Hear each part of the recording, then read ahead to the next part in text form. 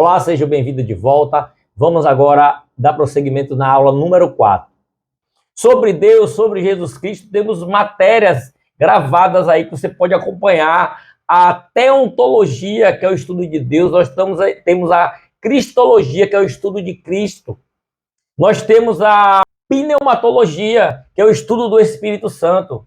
Então, esse trabalho que eu faço aqui é um trabalho de pesquisa, um trabalho de organizar todas as matérias por assunto e trazer para você de forma mastigada. Ainda me coloca à disposição para tirar as suas dúvidas. Nós não temos desculpa para não buscar conhecer a Deus. A Trindade, ela fala de um Deus em 3 pessoas. Se cremos que Deus existe, ele é verdadeiro e é razoável crer nisto, precisamos responder: quem é Deus? A Bíblia mostra que Deus é um só, mas existe eternamente em 3 pessoas: o Pai, o Filho e o Espírito Santo. Essa doutrina da Trindade, ela não é um mistério criado pela igreja, mas ela é uma verdade que está revelada na Bíblia. Como eu disse, você não vai encontrar a palavra Trindade na Bíblia, mas vai encontrar o conceito disso do início ao fim. Vamos juntos. Deuteronômio 6,4 diz: o Senhor nosso Deus é o único Senhor. Mas em João 1,1 a Bíblia diz: no princípio era o Verbo, e o Verbo estava com Deus, e o Verbo era Deus. E depois diz que esse Verbo se fez carne. Em Atos 5, 3 e 4, naquela passagem lá de Ananias e Safira, que eles mentiram, aí fala assim: vocês não mentiram a homens, vocês mentiram ao Espírito Santo, ou seja, mentiram a Deus. Tem partes da Bíblia que no mesmo texto é citado os 3, como lá no batismo de Jesus, os 3 aparecem juntos. Com a primeira ponta, aqui o Cordeiro de Deus, que tira o pecado do mundo. Aí Deus disse: esse é meu filho, a voz do alto que ecoa, esse é o meu filho a quem eu me comprazo.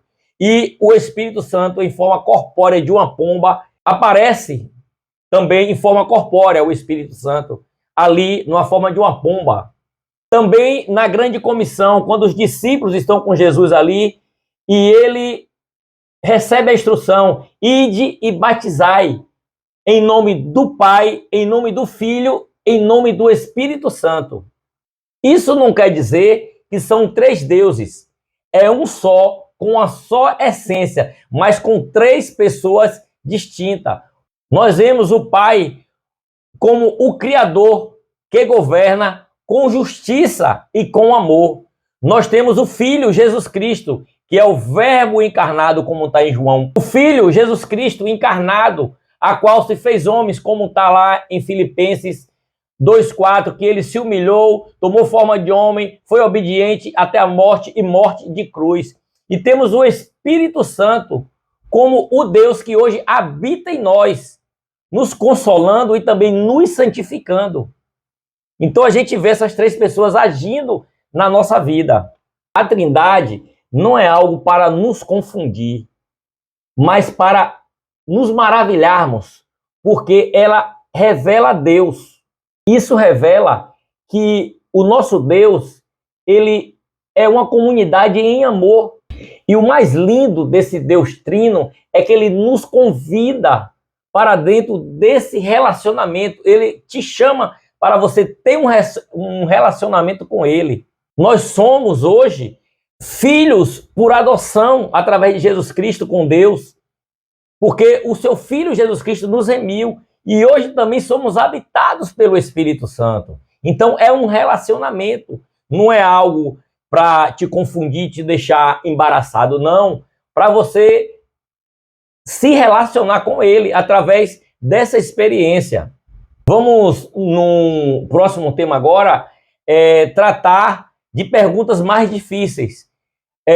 Tipo, se Deus existe, por que há tanto mal e tanto sofrimento no mundo? Não devemos fugir dessa pergunta, mas vamos lá para a próxima aula. Se Deus é bom, por que existe o mal e o sofrimento? Essa pergunta já passou na mente de quase todo ser humano em algum momento da sua vida. Se Deus é tão bom e poderoso, por que há tanta dor no mundo? Essa é uma das maiores objeções contra a fé cristã e também um dos momentos mais importantes para demonstrarmos empatia, amor e verdade. A Bíblia, ela não ignora o sofrimento. Ela mostra os homens e mulheres que choraram, sofreram, questionaram. Vemos Deus respondendo com a sua presença, com o propósito e também com esperança para todo o povo, a qual chama pelo nome dele. Vamos a 4 pontos essenciais. Deus criou tudo bom, mas também ele deu a liberdade para que o homem pudesse decidir. Deus declara em Gênesis que era tudo muito bom, mas ele deu aos anjos e aos homens o dom de escolha. O homem, ele escolheu desobedecer e isso afetou o todo. O mal não veio de Deus, mas ele permite e consegue transformar isso em um bem maior, porque Deus é soberano. Ele pode usar até o próprio mal para cumprir o seu propósito eterno. Você lembra de José? A história, os irmãos venderam ele, mas está escrito lá, José dizendo, vocês planejaram mal contra mim, mas Deus o transformou em bem. Está lá em Gênesis 50, 20. O maior exemplo é a cruz. O sofrimento de Jesus foi o pior mal cometido no mundo. Mas foi daí que surgiu também o plano da salvação. Deus não ficou distante do sofrimento. Ele, encarnado em Cristo, ele sofreu.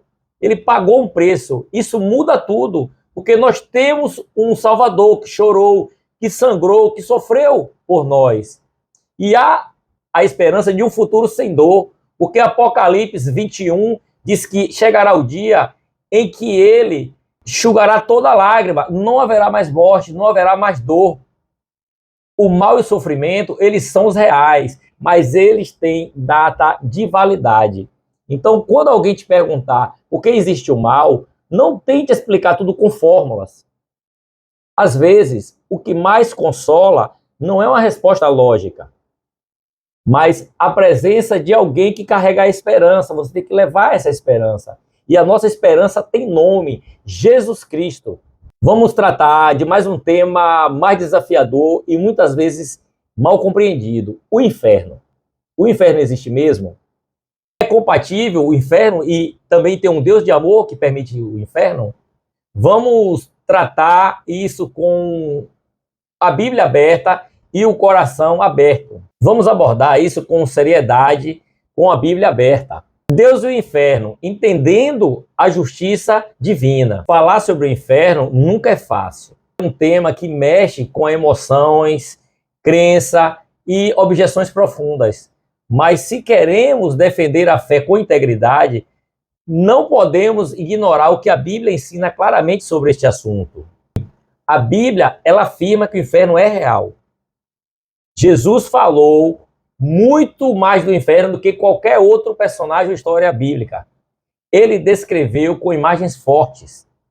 Ele diz que é um fogo que não se apagará. Ele fala também que será trevas exteriores. Também ele fala que será um lugar de dores, de prantos e ranger de dentes. Jesus falou muito sobre o inferno. Isso choca aos ouvidos modernos, mas precisamos entender o contexto maior. Porque Deus é amor, mas ele também é justiça. A justiça de Deus, ela exige que o mal seja julgado. O inferno não é invenção cruel. Ele é apenas a consequência para quem rejeita a graça de Deus, que rejeita o sacrifício de Cristo na cruz. A questão do inferno, ela estão com as portas trancadas pelo lado de dentro. Ou seja, não é Deus que abandona as pessoas dentro do inferno. É as pessoas que escolhem ir para lá. E isso de forma cauterizada. Eles não querem se arrepender, não querem Deus. Mas olha o coração do evangelho onde está. Está lá em Gênesis 3,16. Porque Deus amou o mundo de tal maneira que deu seu Filho unigênito para todo aquele que nele crê, não pereça, mas tenha a vida eterna. Está lá em João 3,16. A Bíblia diz que Jesus tomou sobre ele o castigo O castigo que era para nós, ele tomou o castigo que era nosso. Ele enfrentou a dor. Ele, por justiça, ele sofreu a morte sem ter pecado. E não precisa que ninguém vá para o inferno, porque Cristo venceu a morte e o inferno. Quando falamos sobre isso, sobre o inferno, não é questão com orgulho, com um julgamento, mas tem que ser com lágrimas nos olhos, com dor. Jesus Cristo, quando ele estava em Betsaída, Corazim, ele, ai de ti, cidades, que quantas vezes eu quis juntar vocês como uma galinha junto dos pintinhos, mas vocês foram rebeldes, vocês negaram, vocês não quiseram o amor. Jesus, ele enfrentou essa separação, que ele chegou ao ponto de dizer, pai, por que me desamparaste? E ele disse que se pudesse, ele pedia a Deus, se pudesse, tirasse aquele cálice dele, mas ele disse que não seja feita a minha, mas a tua vontade. E a vontade de Deus, ela é boa, a vontade de Deus é perfeita, e ele tinha um plano, Deus não foi pego de surpresa. Então, já estava na eternidade descrito, a Bíblia fala que é o Cordeiro imolado antes da fundação do mundo. Está lá o Cordeiro. E a Bíblia, ela toda é uma tipologia. A gente vê todo o Antigo Testamento apontando para Jesus, que Jesus vinha cumprir isso. E ele veio e ele cumpriu. Então, quando a gente fala de inferno, é motivo de tristeza de pessoas que negam a Cristo e preferem pagar para ver. Então, é motivo de chorarmos pelas almas, de clamarmos por essas pessoas que se encontram distantes e que não têm aproximação. E essa aproximação, essa distância, ela só é encurtada, ela só é abreviada através de Cristo. E aí a pessoa, sim, tem acesso ao Pai. Em nome de Jesus, através do Espírito Santo, é a oração que todos devem fazer. A verdade é que o inferno existe, mas também existe um Salvador poderoso, disposto a salvar a qualquer um que queira se aproximar dele com fé. Finalizando agora a aula 4, vamos, no próximo bloco, trazer a aula número 5.